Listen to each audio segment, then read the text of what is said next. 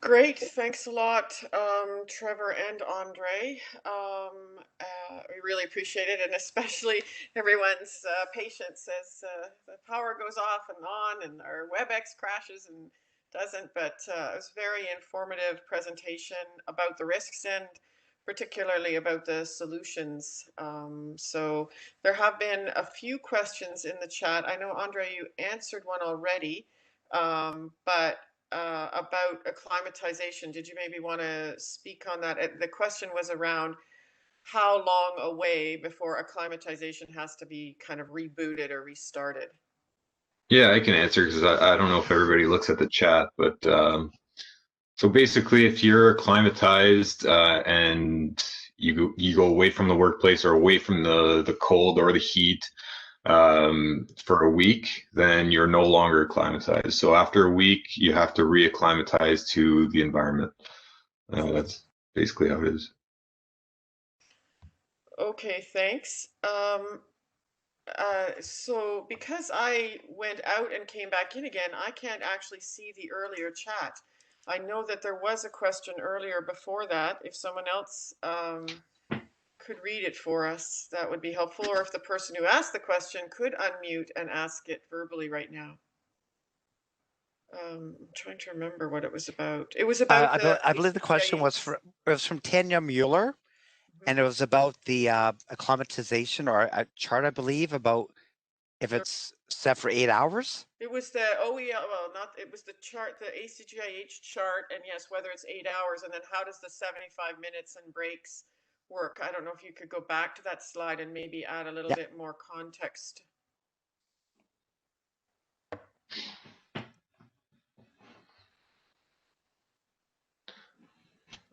Okay, so it's basically for so 75 minutes on, then you'd have, no, hold on. That's breaks within the 75 minutes is usually how that works. Not for a full 8 hour day.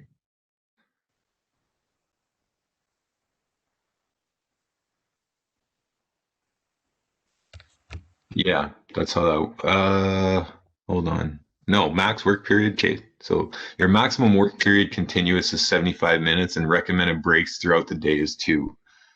So at minus 32 to 34, that's the least amount of breaks that you would take. You can do more than that, especially as the wind goes up. You could see, 55-minute max work period. Number of breaks would be 3 throughout the day. And then again, as it moves up, because your temperature gets colder, you want to take more breaks. So that's kind of how that form works. So Tanya actually just posted in the chat. I don't know if Tanya, you could unmute and share, but she did say that she's looked it up in ACGIH and found it was for a 4-hour workday, and the break should be 10 minutes. Okay, the length of breaks, yeah. Yeah, the length of break should be 10 minutes, and this Yeah. chart, so that makes sort of mathematical sense, I guess, Yes. with having 2 75-minute work periods and 2 breaks, and I guess what happens later in the day if it's a full day's work, I guess, is.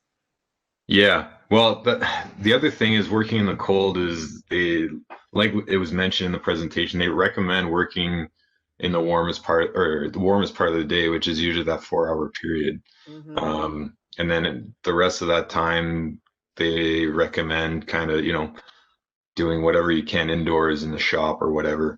Because most places that do have to work outdoors still have a shop.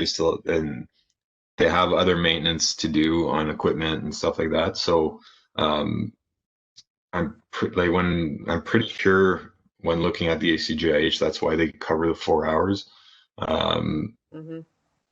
just to kind of split your day. There's another question: is declimatization the same for both hot and cold temperatures? Yes, it is. So that's the 1 week then that you mentioned? Yeah, so it's 1 week. So anytime, the thing is, it depends what your workers are doing as well, right? If when they're off, if they're off and they're spending all their time outside, then they don't really lose that acclimatization. But if they're off and they're in air conditioning for hot weather and in the heat all the time for like in cold weather situations, then they would lose acclimatization. So that's where, you have to give them that 7 to 10, even 7 to 10 days to get back into it. And it's 14 days to be fully acclimatized. Thanks. I actually have a question. I don't see another one here, but my son recently started working on a movie set where they're doing a lot of outdoor filming right now, um, partly for COVID prevention, but mostly because of the plot. But he's finding it very cold because he has to stand still when they're filming. And I wondered if there's any advice, any magic cure for when someone is standing still, any sort of micro exercises you recommend, or length of time, standing versus having to take a break and move around, related to people Well, who do that kind of outdoor standing in one yeah, place that work. depends on the temperature and stuff, but obviously moving around a little bit is best. If he's required to stand, then you're looking at PPE, like having battery powered vests that actually have a heating element in them to keep you warm. Um, there's those things that you can get. There's insoles for that. There's gloves now that are they all have elements in them that can keep you warm. So I'd recommend Electric that if he's socks. required to stand. Hmm. No, and even just moving your feet, no, just kind of like Yeah. Yeah, shifting back and forth as well really helps too. just shifting your weight, just something to keep the muscles moving. Um, but obviously in a movie set, they're kind of stationary and some like if he's an extra or something, that's usually the role. So it's just to stand there so that or whatever he's doing, I'm not sure. But yeah, getting those like the proper PPE is good, and like I said, those jackets and insoles and gloves with that are battery powered and have heating elements in them are good too. Thanks. And I see Troy has suggested isometric muscle contractions. That's something that we need to train him to do, I guess. Yeah. But thanks for that. I don't know if anyone else has any questions. Um, I also have a question, if there isn't another one, or people are welcome to unmute as well. But um, I do. My grandfather actually died shoveling snow when I was Oh, young, and so it's one of those, as everyone understands in our country, it is a risk. And he was someone considered to be fit who walked every day. But I'm just wondering, I guess, is there advice on a fitness regime for somebody who and I know it's not necessarily our space, but on fitness to work aspects, to prepare besides the kind of stretching that we recommend and not running out the door in the morning. Is there anything else that you would particularly recommend to help with that or prevention? well, I mean, the big thing I mentioned is, at the beginning, Val, was, you know, anyone with a history of previous heart attacks or, heart disease, high blood pressure, high cholesterol, who smokes, or people who have, a large sedentary lifestyle, they really need to just be more aware of their body and Mm-hmm. to take those precautions. And then once again, really looking for those signs and symptoms. Yep. Thanks. It's yeah. It's just I'm thinking about what is fitness to shovel versus fitness for other things, I guess. And is there any parameters around that? Since he is someone who, and it's not just about me. I'm more wondering about people who have staff who shovel. Right, lots of every school custodian does some shoveling, or people that are responsible for the access points of any of our public buildings. So I'm just wondering from an employer and a joint health and safety perspective. But of course, having mechanical tools like gaiters and like snow blowers and things like that, of course, are the most important thing. So, Yeah.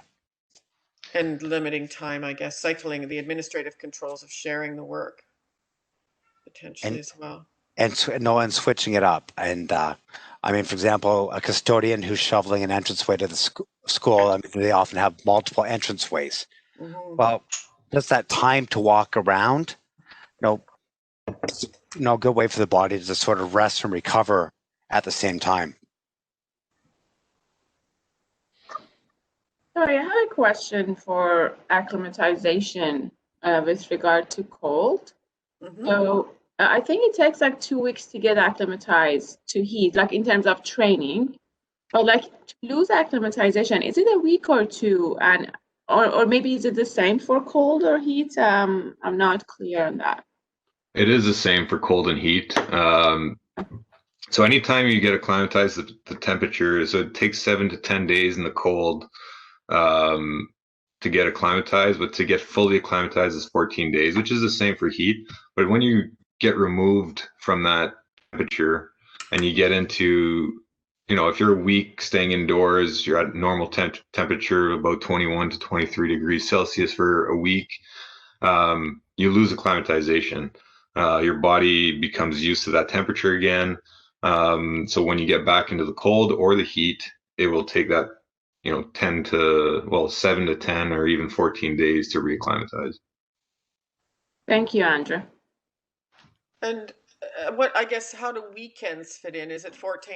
Like, I guess, should we be recommending that people who are consciously acclimatizing or acclimating, I guess, I don't know which verb we're using, but that they go outside on the weekends in both summer and winter in order Well, you to won't keep lose them it over healthy? two. You won't lose acclimatization over 2 days. Okay. So it takes multiple. It's It's more easy. like 5 to 7 days. Is the daily period, we should Mm-hmm. say, rather than a full week. So yeah, it's 5 to 7 days. Usually it's around the 7 day mark, depending, because people do go outside, they do different things. So, but if they only spend half an hour outside and then they go back inside for the rest of the time, then yeah, it would be, I would say, after a 5 to 7 day period, you would have to reacclimatize. And even, is there a time slash temperature continuum for that? And like, like, Well, yeah, there's so many different temperatures, and maybe we're getting more that's too variable. detailed. It's Yeah. because it could vary from day to day, especially up like in northern Ontario here. You can have a day where it's -5, and then the next day it's -35 with the wind chill. So Mm-hmm. that's where the ACGIH suggested work to rest ratio is important to follow. Mm-hmm. And that actually helps you get acclimatized because you're taking those rest breaks in between. You're going from the heat to the cold more often, and it actually helps the workers reacclimatize.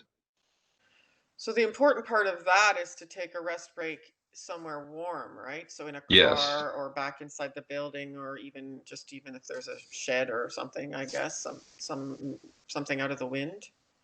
Well, out of the wind is important, but having warmth is even more important. Just because you could be out of the wind, but it's still, with the wind chill, it's -35. Without it, it's -25. So if you're in that shed that's unheated, it's still going to be -25. So your body's not actually recovering from the cold. Mm. So you really want to get a heated area. How does this work for people ice fishing?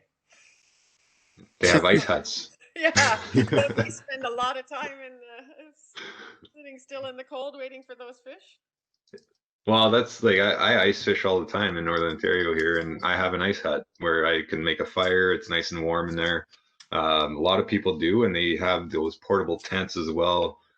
They're ice huts, and but they're very portable. It's just a tent you pop up, you put a little heater in there, and that's it.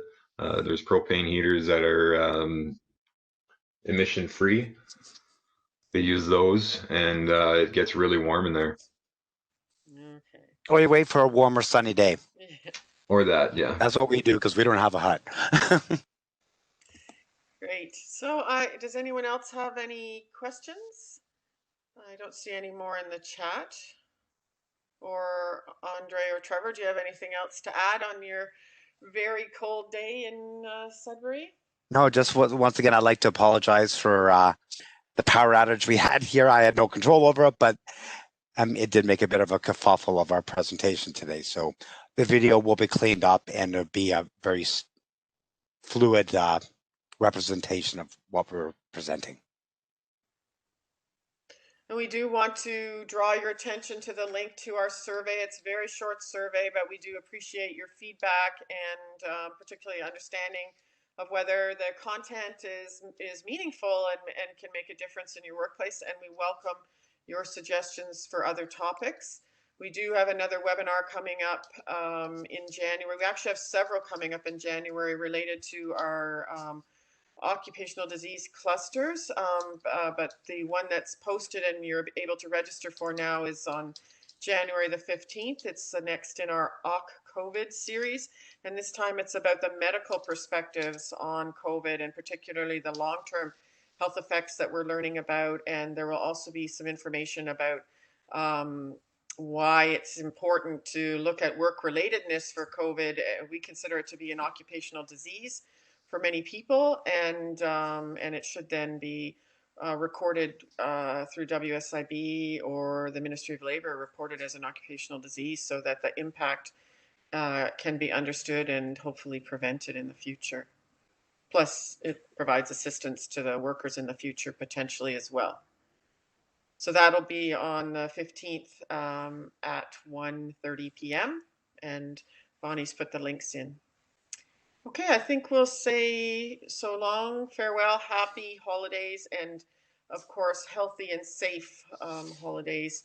Trying to find some fellowship without breathing on each other is going to be the challenge for all of us this holiday. And we'll see everyone next year. Hopefully. Thank you, everybody.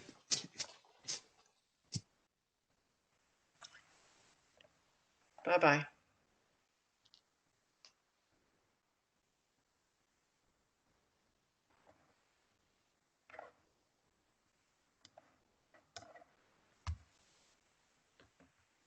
Tony, I guess you can